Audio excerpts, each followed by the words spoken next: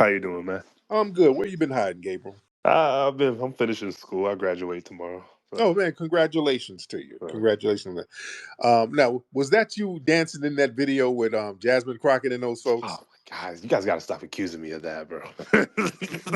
Was that I'm not, you? bro. Any sassy dancing that's going on, that's not me, bro. So, all right. Were you doing any dancing, sassy or No, non-sassy? no, no, no, no. You will not see me. I will at least not post it. At least So you will that not what? see me. Okay, that dude look like you.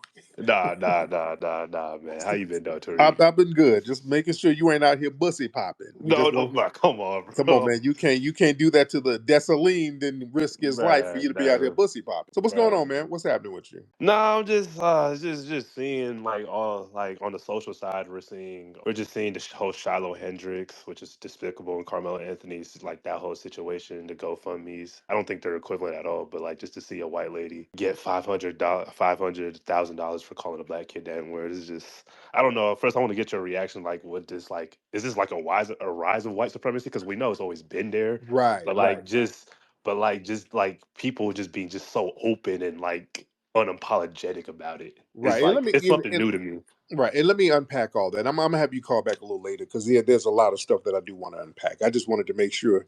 I just wanted to see if that was you bussy popping in that video. But I'll get you back on later. But I'm gonna tie all of this into this whole Myron Gaines nonsense. So again, like I said, Myron Gaines was on Pierce Morgan, and they were on there talking that BS. And again, Myron said something about America being a white nation, something, and it was like, it's what did he say? I want to paraphrase, but I just want to be accurate. He was defending white people as usual. And he was saying there's nothing wrong with them wanting to have a white nation or something like that. It was something to that effect. Now, the thing about it, America has never been a white nation. I just wanted to clear that up. That's one thing that stood out to me first. We got to always clear that up because a lot of the white supremacists will hop on talking about America's was a white nation. America's never, ever been a white nation. Never. When they tried to come over here and start these little all white colonies, they all failed. Let's just be clear. And I always bring that up. I'm going to keep bringing it up. They never, ever established an all white anything. They couldn't. They didn't have the wherewithal to do it. We're going to have to be historically accurate. This economy was built by enslaved foundational Black Americans, not white supremacists alone. The wealth and global rise came directly from our labor and our ingenuity. All right. Foundational Black Americans, we have always been the cornerstone of the U.S. economy. The U.S. was never ethnically homogenous. I'm talking from the 1600s onward. The nation this is always populated by a mix of red natives, Black aboriginals, enslaved Black people, imported African people, free Black people. All right, and the white supremacists from Europe. Some indentured servants, some planters, some pirates. So, yeah, it was always racially and ethnically diverse early on to a certain degree. But we've always been the main ingredients here. We've always had that. And look, the Constitution, which a lot of the white supremacists like to thump, but they don't believe in it, it was never racially exclusive by language. See, even though the founders, most of them were white supremacists, they talked about white supremacy in other works, but the Constitution, it never defined America as a white nation. It never did. Huh? And the thing is, those naturalization laws, they were created to force whiteness into law. You see, that's why those early immigration acts like the 1790 Naturalization Act that restricted citizenship to free white persons. So that shows whiteness had to be legally imposed. It wasn't the assumed nation's default. So it was like an artificial policy that was used to control. It didn't reflect America's identity. You had to bring white people over here and enforce more white folks over here because it wasn't white enough. You see, and white identity in America has always been fluid. It's always been politically constructed. Like when the Irish came over here, they were not considered white at first. Irish were not considered white, but they became some of the most staunch white supremacists once they got let into the white door. Italians were not considered white. There were some Jews who were not considered white to certain degrees. Some of the Greeks were not considered white. So that whole idea of white America, that expanded, only when they needed to serve some kind of political or economic goal, which proves that whiteness itself is a manufactured and unstable construct. Yeah? And also the repeated need to reinforce white, that proves it was never dominant by default. With the Jim Crow laws and redlining and sundown towns and the one drop rule and all of these things, they had to force white dominant. It was never, ever, ever a natural thing at all. And it's still being forced. That's why this immigration thing, they let folks over here and then haze them and then allow them into whiteness. So just wanted to clear that part of the game up. But Myron was on there, and as usual, Myron had my damn name in his mouth. He's always mentioning me. This dude stays whining about me. So he's on international television whining about me. He's like, yeah, people like Tariq Nasheed and Umar and those people, they're tribal. Tariq, they're tribal.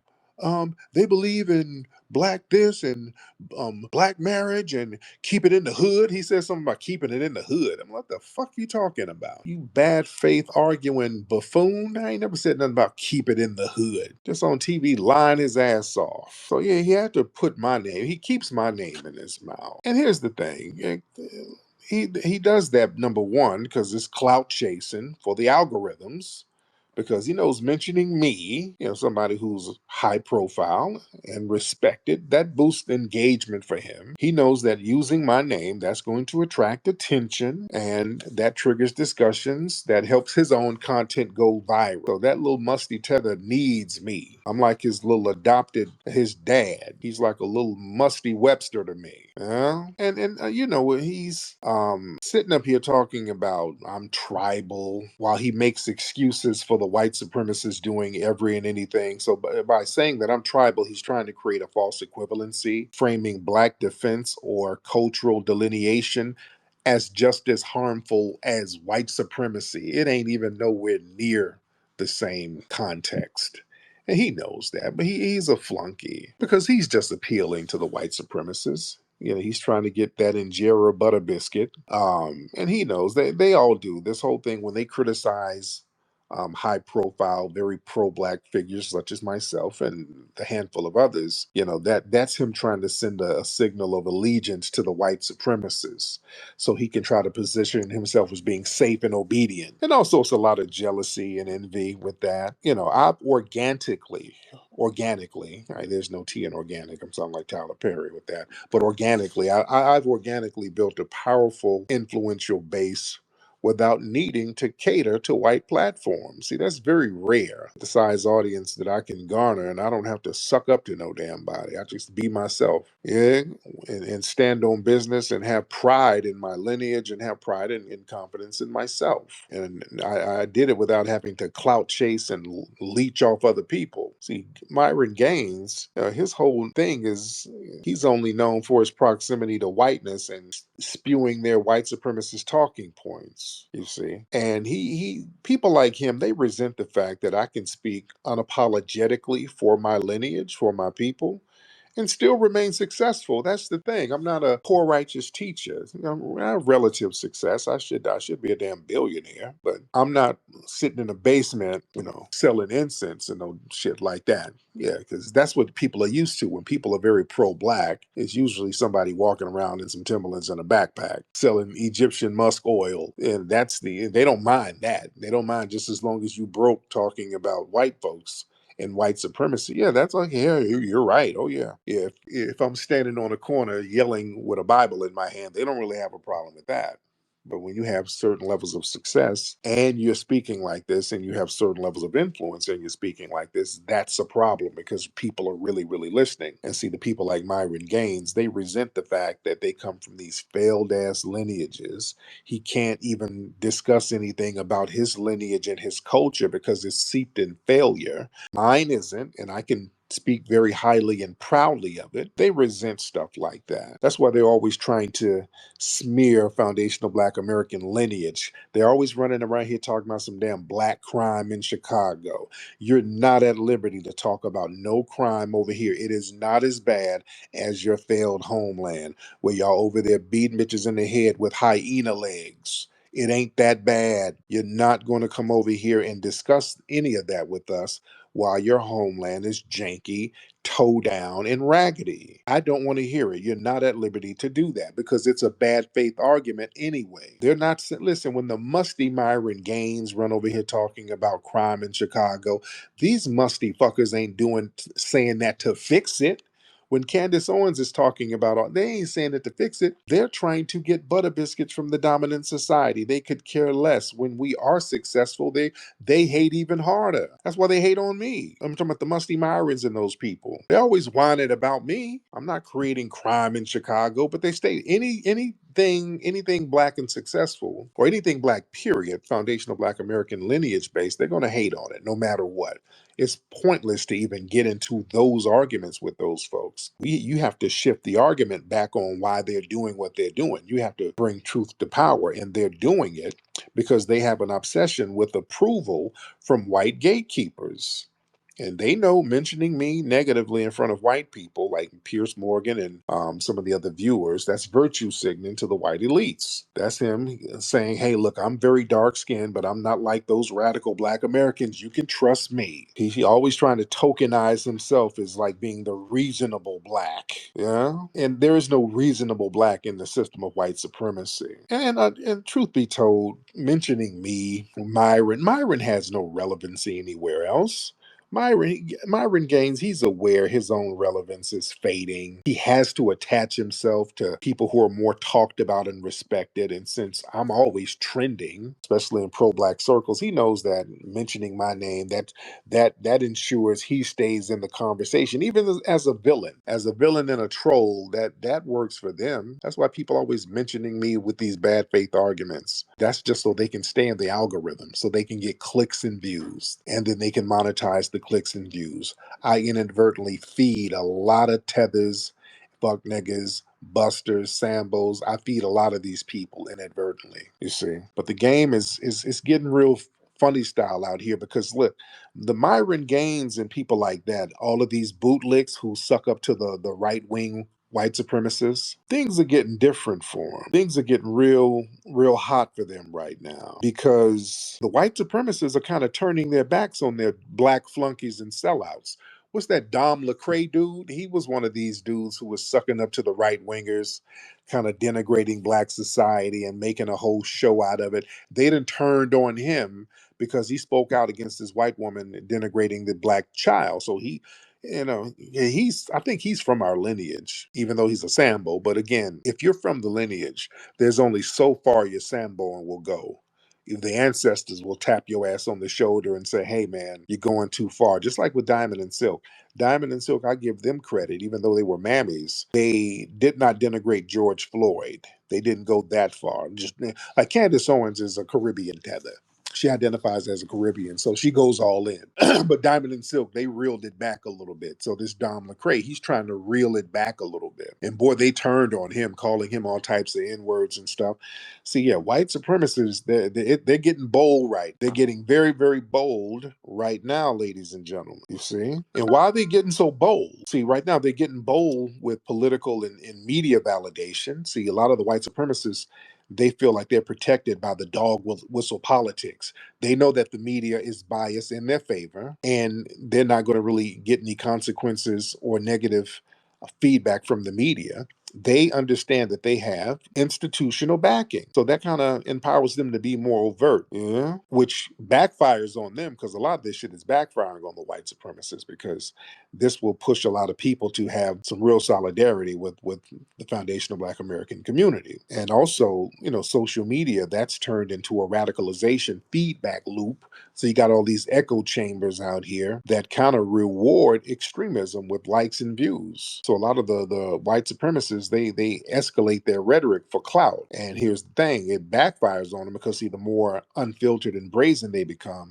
there's more evidence for us to say, hey, look, we're going to have to get compensation for this open racism, because y'all like to say racism is over, and now we got all of these bold white supremacists making their move. That's making our claim stronger. That makes our justice claim much stronger. So you can't play the denial of white supremacy game when a bunch of white supremacists are giving hundreds of thousands of dollars to a white woman who racially terrorized a special needs Black 5-year-old. So now you're showing how degenerate you are, you see? And the white supremacists, they're making these little sloppy moves because see, they're getting desperate from their declining cultural control. See, black influence on the grassroots, that's growing even more. And the white supremacists, they're starting to feel cornered and irrelevant. So they're doing a lot of reckless outbursts right now. And see, their little public meltdown, see, that exposes how insecure they are, which delegitimizes their ideology in front of the world. Yeah. And another thing they thought they were going to do was weaponize law enforcement to draw more national attention. See, they use the law enforcement agencies in the court as their personal little security guards, planting false narratives. The police, they are selective in enforcing justice, and that's backfiring now because now the justice system and the political system, the legal system, law enforcement system, they are delegitimizing themselves by allowing so much anti-black racism to go on and no protection for the black community. So people are looking outside of the system in order to attain justice. See, that's the thing. When people lose faith in a system, when a system is just so openly corrupt and degenerate, people completely lose faith in it. So then they start looking for alternative ways to get justice. So this is why the white supremacists are kind of playing their hand, overplaying their hand. And see, they also forgot that the universe has balance, man. The universe corrects itself. And on a metaphysical level, white supremacy, they've overextended their karma credit line and their little sloppy overreaching that they're doing now. They're just making all types of little sloppy moves, which is good because it's being met with retributive energy. See, Neely Fuller told us this. Hey, man, it's good for the white supremacists to be bold because that's the only thing that wakes us the hell up. So now we ain't got no damn excuse. You see, we can't sit up here and play the denial game with them. They're being very bold with it. And when they're bold, we kind of get our shit together. We know what it is. We understand the assignment. I ain't got no problem. Eh? Because the law of nature pops off. People are like, okay, if they're going to be bold with it, we're going to be bold with the retribution. That's why, have y'all seen some of the videos that's been on social media? I posted a video today. This white woman, I don't know where this was, but she spit on some sisters, and the sister immediately, within seconds, stomped a mud hole in her ass. Well, there's a lot of videos like that. I saw another video. This white man was up in a store. It was a Walmart greet of this brother. I don't know what he was. I don't know if the brother was a Walmart greet. I don't know what he was, but this white man was up there arguing with him and then tried to spit on him. This brother slapped this dude up and took his belt off and started whooping him with the belt. Boy, the energy is different. There's a retributive energy right now. It's a whole different vibe. Now, what does this mean for the bootlicks? What does this mean for the Myron Gaines and these people who thought that they were going to get the golden butter biscuit that would last forever? No, it ain't working like that. The golden butter biscuit ain't gonna last forever because look, they're turning on the black flunkies. Because white supremacists is so bold right now, they're like looking at the black flunkies like, what do I need you for? This is why the Myron Gaines and people like that are buck dancing and samboing even harder because they know that these white supremacists don't really need them like that. Remember, Myron tried to go, remember like some months ago, he went up in one of them white supremacist spaces and they called him all types of saying N-words and they were calling him N-words left and right, made him get up out the room. They're like, we don't care about you using our talking points. You ain't one of us. They embarrassed this dude every chance they get. Because listen, the Myron Gaines, the Don McCraes, and all of these people, y'all were never really accepted. Y'all were not the good Negroes. They just use you. You're tools to them. The white supremacists, they never saw the black flunkies as equals. You're a shield. You're like a dog to them. You're like, hey, you're supposed to guard me from criticism. That's their mindset. And once you've outlived your usefulness, they discard your ass. Because now they're engaging in wide open racism. When you have these people putting up GoFundMe's and making money after racially terrorizing a black child and they're being bold and white with it, they don't need you as a shield no more. They feel less of a need to hide behind the black faces because they've always felt a certain way about having to hide behind the Sambo class. and give y'all money, Myron Gaines. That's why they deplatformed you and everything. They don't like the fact that they would have to give you guys money to do the dirty work for them because they know you're low key running a game on them. They know you don't believe half the shit that you're saying, and they know deep down some of you have resentment for them buck breaking your ass in your homeland. They know they ain't buying your, oh, the white man is so great. They ain't buying all that. They know there's some other shit going on there. You see. And I know you're listening, Myron. So yeah, they don't need no black mouthpiece to say what they're ready to say loud and proud now. That's why that's what they mean by supreme. They don't want to they don't feel supreme when they have to hide how they really feel. They've been wanting to say how they really felt for a while now. So right now they feel emboldened, which is good because they're tripping themselves up. And understand there's no good Negro in the system of white supremacy. The white supremacists, they don't distinguish between good blacks and bad blacks. You know, it's all fair game. And also there's a rise in black grassroots consciousness, and that makes the tokens obsolete because one thing what makes tokens effective for the white supremacists